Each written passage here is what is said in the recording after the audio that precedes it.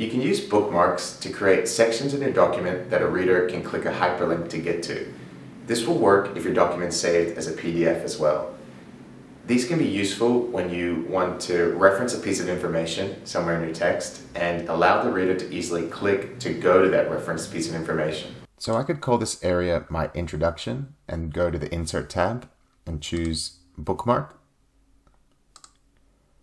and call this Introduction. Now, even if I was somewhere else in the document, I could build a hyperlink to take me there. So if I go to links, link, take me to the bookmark called Introduction and call it to Introduction. Now I could help a reader easily go from a section that I have here, and if it wanted to have supporting information or something like that, or be taken to a relevant chart, they would just need to hold Control, click on this, and they'll be taken to that spot. And this will work in a PDF saved file as well.